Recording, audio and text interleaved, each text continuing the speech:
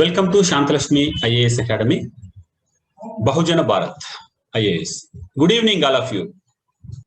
Yeah, Jyoti Kumari garu, she's from actually Bihar. Bihar nundi first Indian, of course, I don't know exactly the service, Indian telecom service or some central service వచ్చి ఉన్న తర్వాత నుండి మళ్ళీ try చేసి తను IAS గా ఇప్పుడు గోవాలో వర్క్ చేస్తున్నారు SDM గా, right? Yeah, thank you so much, Ravi sir. First of all, thank you for inviting. Okay. And I hope I didn't understand exactly what you said about me, but I hope it's all good. Okay. I had the privilege of having your guidance during the interview program, and I distinctly remember those sessions I had in Sankalp. I think you exactly. Yeah. 5 years back. So it was. It has been a great journey, even the preparation, and after the preparation, of course, it has been challenging. It has been much more challenging than the preparation itself was. And right now, I am in Goa. I am subdivisional magistrate and deputy collector in Salset subdivision in Goa. And I have been on this job for around a year now, and the aim, which making an impact into people's lives, doing something worthwhile, having an impact right from the beginning of the career. I think I have been really satisfied by my journey that I have had till now. So I think I'll speak about my journey for 20 minutes around, and then I'll take up the question and answer sessions. So I basically belong to a village in Bihar. It is called as Kehelgaon, and I've done my schooling from that village itself. I believe that the best part about my journey is that I have got the best education during my entire time. My parents, they have really supported me in the education for me. And when I was there in my school, I wanted to be a doctor. I had not really thought about civil services that time, and I chose maths with science option and went on to do my 12th with science as an option. Now, when I was there, when I was doing science, I somehow, my Bihar also gives a lot of status, and then I came to know about a lot of IAS officers who had cracked, and then I came to know about what this service is about. And then I made a decision that time of leaving science and doing my graduation from history. Now, that seems like a very radical choice, and a lot of people also question me on why are you choosing history? You have done very well in science. You could go and be a doctor or an engineer. Nothing bad about it. It's actually good. Later on, I started thinking maybe I should have done that. But I chose history because I had planned that I'm going to history. That is right after my school, I went on to Delhi University and started graduating from history. Now, my preparation really started from my college times itself, because I had chosen a subject which I could prepare for, and I give my civil services exam. So by the time I had done my 3rd year of graduation, I was ready with my optional subject. Now, civil services is not just about one subject. It is about a lot of different fields you have to research on and you have to study about, and it is really, really varied, and there's a lot of subject matter which you have to go through. Then you have to present your ideas in a way which can be understood when you're writing. Then you also have to have communication skills.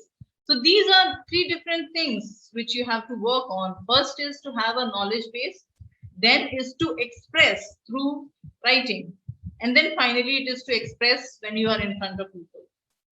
Now, if I may ask, my audience today is, may I know how far have they gone into this preparation of civil services? Are you all joining maybe first time, or you want an introduction, or you have been preparing for some time and you're looking for motivation? Ravi sir, could you guide me? Yeah. Maximum we are from just in the beginning stage. Kada? Yes. We are in the beginning stage. We are from 10th class, intermediate, or plus 2 and graduation. So it is better to share your all experiences in civil services and read the questions there in the chat box. They're just coming too fast. I'm trying to actually scroll through them, but they are coming too fast. Yeah. So okay, so let me just go through what stages of civil services are. I think Utpal would have also just taken you through that. I'll just go through it briefly. So prelims is the examination where you're screened for how much knowledge you have, and that is basically on the basis of multiple choice questions. So you're given 4 choices and you have to choose on it. The top 13,000 to top 15,000 who get the highest marks clear the prelims. Now, once prelims is over, we shift from multiple choice questions to subjective questions. That is, you need to express yourself very briefly, and within that is the stage where you need knowledge, but you also need a lot of answer writing practice. You also need a lot of clarity in your thoughts and the way you express them, because you just get 8 minutes to write an answer. 8 minutes is like 25 words per minute, where you can't even think that fast. You develop your capabilities in such a way that you are able to express things very clearly. Then finally, if you get through the mains, you have to express yourself. You have to put your viewpoint across, your opinions in the interview. The interview is a panel of 5 members. 1 would be the chairperson, 4 others would be the other members who would be assessing you on different capabilities. So well, I do not know Telugu, so that's why I said that maybe all those things which has been said about me is good. So we'll carry forward, and I'll take you through what all things do you need to prepare for when you are going for civil services. First of all, now if you are a school going student right now, it is very, very essential to focus on what you're studying right now, because everything from class 5 to say class 12 is your base for civil services. So if you go and prepare, if you are thinking of preparing for civil services, you need to be very good at what you're doing right now. So do not neglect something which you are doing now, which you are supposed to study now, because that will give you an edge if you're going for civil services later. So basically, the preparation starts much earlier than when you actually sit for the exam. So that is the basic knowledge which you need to have from the school level itself. The second thing which you need to focus on is reading newspapers. We need to read newspapers so that we are aware as citizens. We know what is going on around us. We know what decisions are being taken that affect us and the people around us. And that is not something which we read for civil services. That is something which is like a habit. That knowledge is essential for me even when I have cleared civil services and I'm governing. Let's say I'm sitting in Goa, but I do need to know what is being decided at the state level, what is being decided at the international levels, because those are the things that finally affect us. Let's say there is a news article about GST being raised on certain kinds of medical products. It affects the demand and supply. It affects us as citizens also. If the GST is more, the products would be much costlier.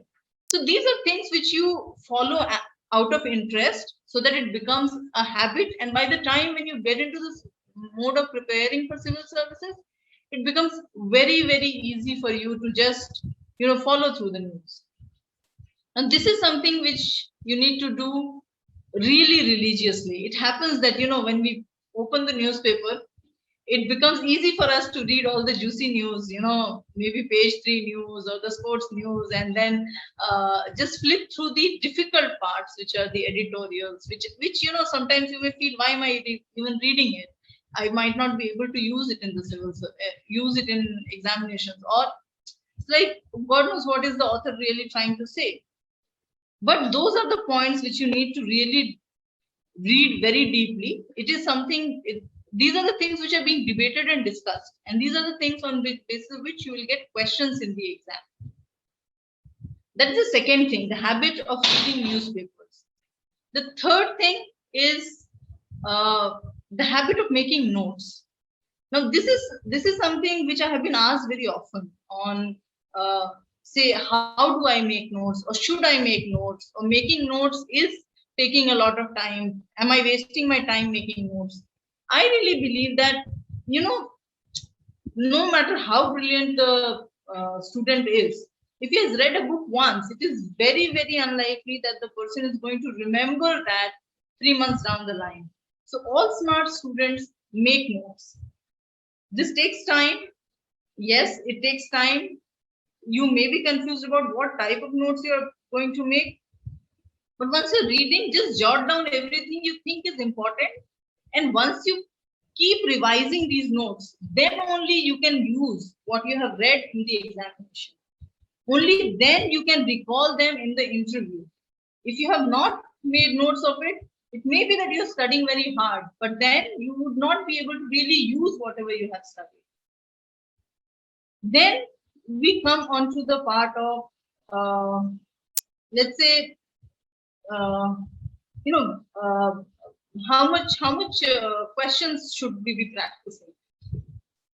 In my journey, I'll tell you, I had started my preparation from the college times when I was studying for my optional subject, and I was also studying the newspaper so that I can be aware about it. But once I passed my college, then I started really going deep into this. Really sorry, it's raining really, really hard here, so you might be hearing some background sounds also. So, yeah, when I started my journey after my college time, so then I had really went deep into the syllabus. Now, when you look at the syllabus, that is a gold mine. Those top. Yeah, Jyoti, once again, can you start again? Just unmute yourself. Jyoti, just unmute yourself. All right. Yeah. I was talking about the importance of the syllabus of the civil services. If you look at the main syllabus, it is very, very comprehensive. You read each single word of that syllabus, and that is where the questions are going to come from. When you read charities, when you read trusts, when you read self-help groups, these are the points from where the questions are going to come. So if you're serious in your preparation for civil services, you really need to remember the syllabus, so that when you read a newspaper, when you see a debate, when you are looking for some articles, when you're reading a commission report, it clicks to you. It says that this part is in the syllabus, and this is the issue which is being debated. I would tell you that I had cleared my civil services exam in the third attempt. I had got 524 rank, and that was when I had got Indian Post and Telecom Accounts and Finance Service. It is in short called as IPTAS. I worked there for around 3 years, and that was the time when I was giving my subsequent attempts. And I cleared in, I got 53rd rank in the 6th attempt. So that has been a very, very long journey for me. Really, like I also had a lot of questions about what works, what does not work. And to say you the truth, I started being focused on syllabus and on newspapers much, much later. So for my third attempt only, I started becoming really serious about these things. And then I realized that a lot of things revolve around this. Then I would like to talk about the answer writing part. Now, one question which many people ask is, how to write the answers. Like they have a lot of ideas in their head, but when they're writing it on the answer sheet, they may not be getting that good marks. Now, I would suggest that you should see some model answer sheets which have been written by toppers, and you will find that they're not writing very big things. They're writing things which you would say is common sense. But the way they are portraying it, the way they are linking it to different ideas, and the way they are making it easy for the reader to understand, it is the skill which you need to develop. It doesn't come easy. To have simplicity in your writing, yet be able to say a lot of things, is a skill which you will get only through writing. Now, the challenge in writing is that you have to write the best answer in 8 minutes. If you give the same question to a person to write in 1 hour, maybe he'll write the best answer. But the challenge is to write those in those 8 minutes. And that comes through practice. Once I used to write something, then I used to see, I used to see the answer and I used to see, okay, this is not exactly what I wanted to communicate, or this is not exactly how I wanted to communicate, or the difficult ideas in my brain has just come out difficult in the answer sheet also. So I used to go back and rewrite those answers, maybe give it to a friend to read and ask him whether he understands it in the same way I intended the examiner to understand. So it actually needs a lot of practice. It also needs a lot of practice because every question would have 2 to 3 parts. And if you're going to cover those 2 to 3 parts in those 8 minutes, you basically have 2.5 to 3 minutes to write one part. You really, really need to practice for the answer writing. Now, coming to the interview part, many people ask me when to start with the interview. There are many times when you can start with it. You can start right when you're preparing for the civil services, or you could wait for the mains exam to be over and start, or you could wait for the interview call to come and start. Now, for me, the time period till when you are giving the mains exam is the time when you really need to focus on knowledge and writing. If you're able to do group discussions and you're able to get into the interview mode well before, that would be appreciable, but that is not what time allows us to do. But once the mains exam is over, till the time the results are declared, that is 2.5 months. And that is an ample amount of time for you to see how do you come across to the interviewer, how clear are your thoughts when you are delivering them. Do you get into the reactive mode? Do you get jittered by people asking you uncomfortable questions? So that 2.5 months is a very good time to prepare for an interview. What I did was I practiced with a couple of my friends, 3-4 friends with whom I used to sit every evening. They used to ask me questions sometimes, and I used to answer them. Sometimes I used to, reframe and do the same interview again with the same questions. And I could see the difference that happens once you start practicing and preparing.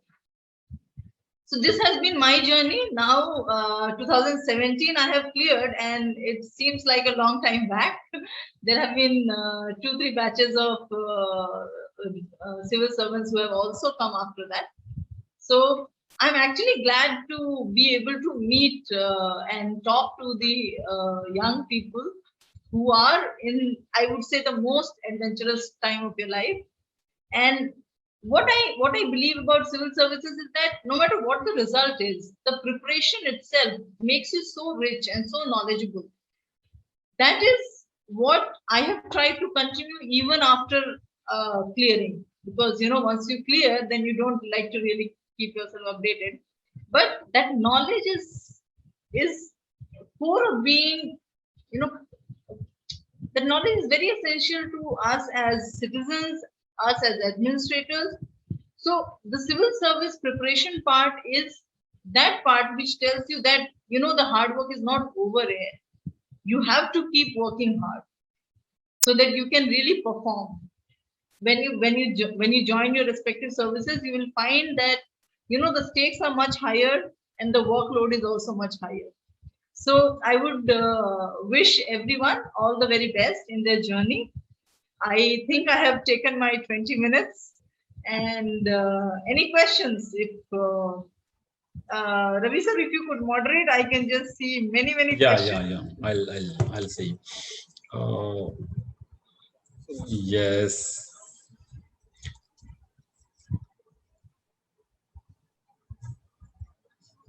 Yeah. Any tips from your side? Obviously, your speech covered maximum points, but still, if you are asking some Yeah. tips for optional. Uh, I would specifically talk about history as an optional. Yeah. There's a lot of ideas about history being a very vast subject, which it is, but no subject is small. It depends on how deep you get into the subject. Even public administration, which is considered as a very small subject, and you finish it in a month, that's not true. You really can't do it. So, for history as a subject, or I think for any optional, it is very necessary to see the question papers and what kind of questions are coming in the exams. You need to see those 10 past 10 years of question papers. And when you're reading, you have to understand how much of factual part is there and how much of analytical part is there. All of these optionals need a lot of analysis. I do not know about the technical ones like maths or physics or engineering, but all the other social studies subjects need a lot of analysis. So when you're reading history per se, you need to have beforehand idea what kind of questions can come, so that when you're reading, you know that this is what I'm going to use in this type of answer, and that will make your study of the optional very result oriented. You are not like really wandering around trying to grab a lot of information or getting lost in the whole process. So I would suggest that you need to go deep. You need to know which type of questions are coming, and also you need to have limited number of resources which you read, because reading a lot of resources, if you are reading a lot of resources to get that just one question, it is not it is not really a cost benefit match. So read limited books, try and develop an understanding of it, read more and more, read the question papers so that you know what type of questions are coming, and do a lot of answer writing practice. That's great. Because history, so it's a static. So once you finish, you can write next year also. That is the advantage in history, and it covers in your entire GS also. Though you don't take history optional, you have to completely read the history optional, right? That's very true. That's very true. So because prelims, you have to read the entire history. For mains, you have to read the entire history. So that's the benefit also. Yeah. And do you remember any books list? Which books you preferred for history? I had read actually a lot of books during my college time because I was majoring in history. But when I moved on to the mode of UPSC, as I said, I had to limit myself to some specific books. So for ancient India, I had read Upinder Singh. For medieval, I had read Satish Chandra, Delhi Sultanate, and Mughal India. And for the modern, I had read a very good book called From Plassey to Partition of Shekhar Mukhopadhyay. Now, the thing about these books is that we have to understand it is not written for UPSC aspirants. So we have to use the part which is necessary for our studies. Like if you read Upinder Singh, it is basically a research book. But you have to really cull down and find out what is necessary for civil service. So when you read those books, just remember that, and then read it over and over again. You will find every time you read, you will find something you missed, something new in the book. Yeah. And what are the precautions while doing this preparation? What kind of do's or don'ts?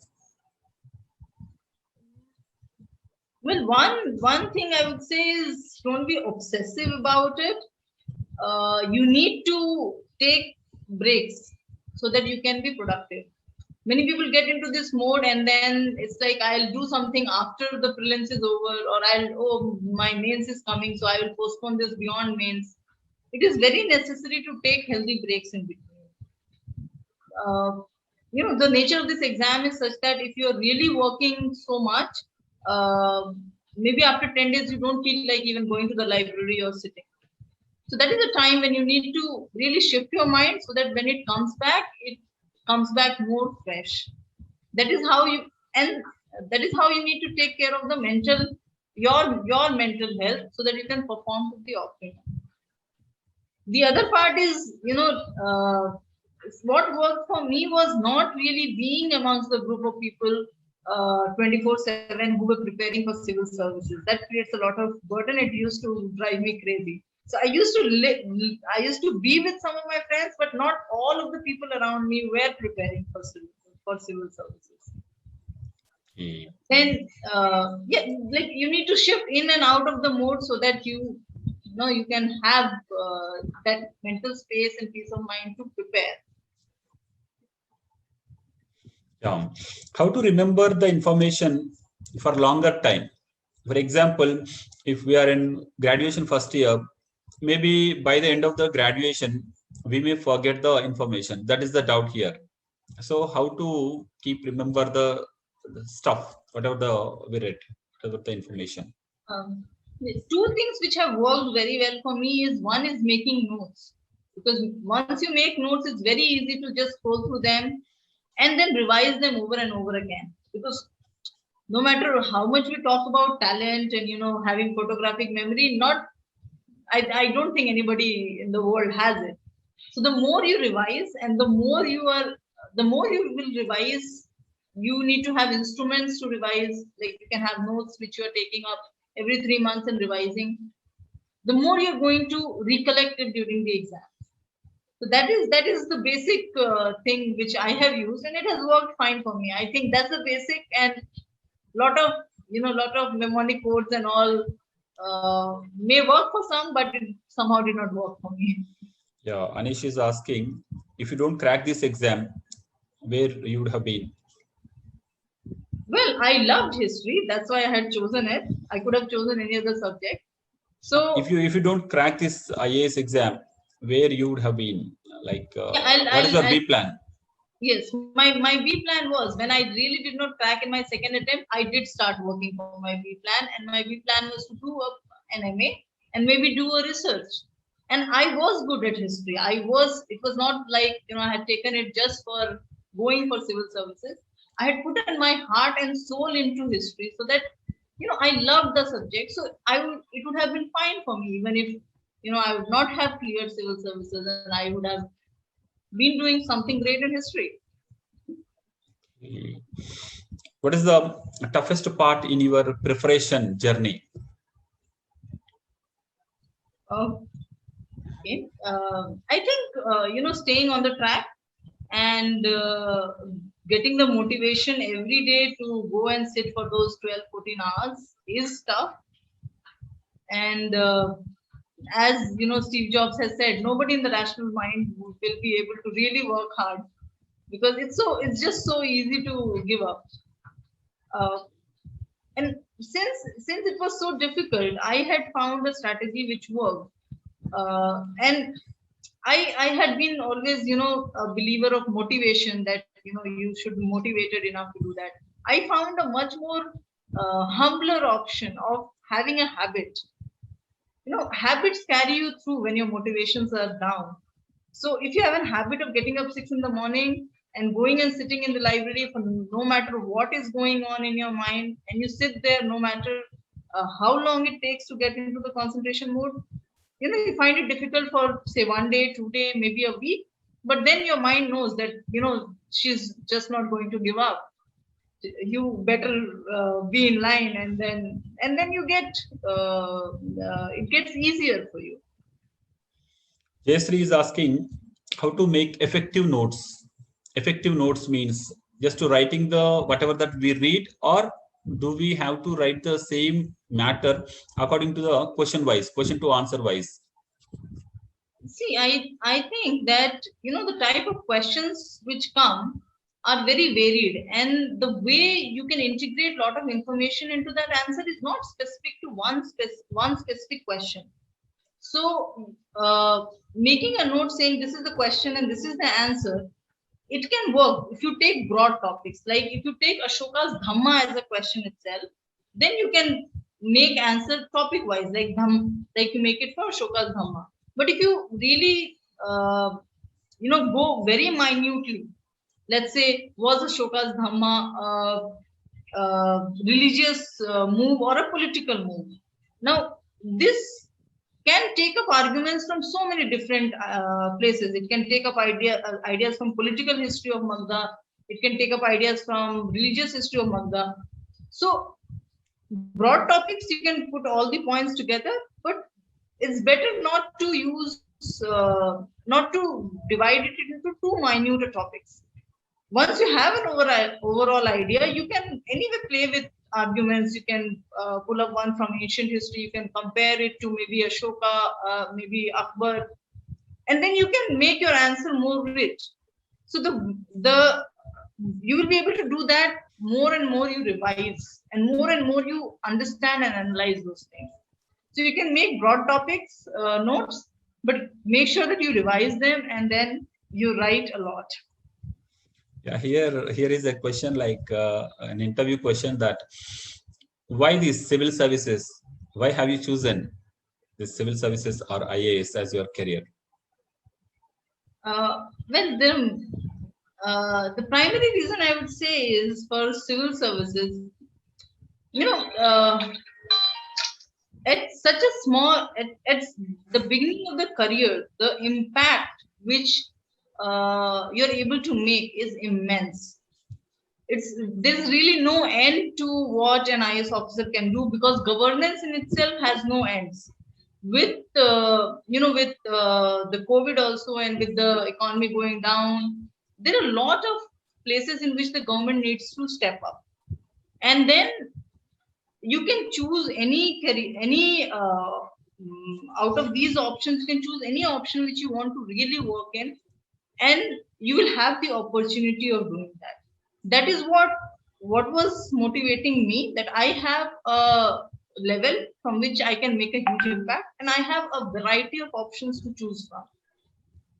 Yeah, Raghu is asking the role of current affairs in the whole exam. Mm-hmm. Right. Current affairs role in the total exam from prelims to interview.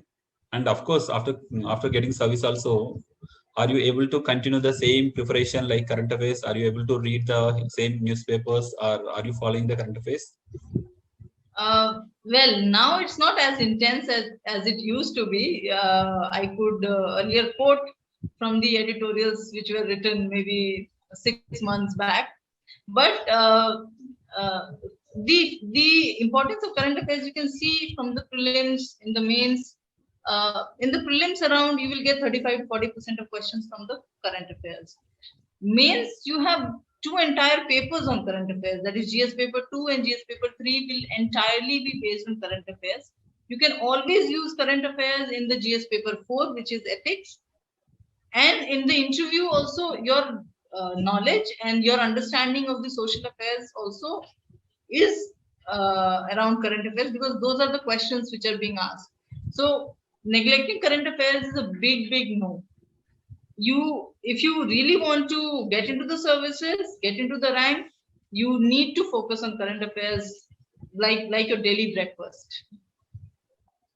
Okay. So I think we'll take 2-3 more questions. That's it. Yeah. Because I can see a lot, many in the chat box. Yeah, actually you are from Bihar, right? Yes. Yeah. How do you see the difference from Bihar to Goa? The culture, the advancement, and can you suggest us, whenever we get a question like few states are still backward and BMRO states also we call, so few states are advanced. What are the main reasons you observed? See, I have observed it in administration in Goa. The 2 things which has worked, I think there are many factors which has worked very well for Goa.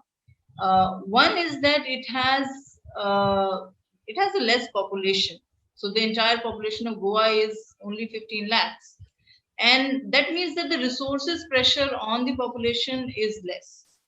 Goa is also a small state. That means that administration is very close to the people. It's very easy for a person to approach the deputy collector, the collector, the secretaries, even the CM. He's so approachable because it is a small state, and everyone has access to administration. So there's a lot of pressure on officers also to perform, because if you're not performing, those matters get escalated very easily. The third thing is the tourism sector, which has brought in a lot of advancement. Lot of services sector industry have come up in Goa.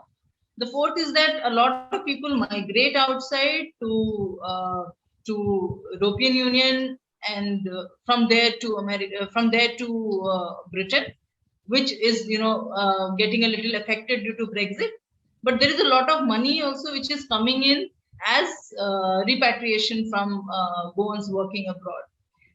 Then the government has also invested a lot in education and in health. I think I've not seen Kerala that much, but I think that the health system in Goa is really accessible to people, and so is the education system. So it's not just one factor, it is a lot of factors which come together to make the society function well and to be able to reach to the people. Okay, nice. And there are a few more questions like, can't we focus on personal life after getting service? There is a repeated question from Tweety. Tweety is asking, can't we focus on personal life? Really, don't we get time to spend time with our family and friends? I would say, you need to find time. There will be situations where you will absolutely not have time. Like for the past 2 months, it has been really tough for the country also and for governance also. So you can't expect time in those 2 months. Or let's say elections are there, or there's a disaster. You can't really take time off also. But you can always manage time when say things are not that immediate, when you can rationalize time, when you can delegate some of the work, when you can work smartly. So well, I think it's it's how you play the game. Yeah, that's it. Really, thank you very much, Jyoti. Thank you so much, sir, for giving me this opportunity, and thank you to all the participants to being so enthusiastic and listening very patiently. And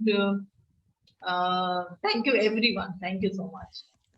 Thank you very much, Jyoti, for spending time and your valuable information, the experiences. Really great to see you here again. For me, we met long back in Lavasna. After that, we didn't meet, right? Yes, yeah, thank you so much. yeah. Thank you. Chalo, thank you.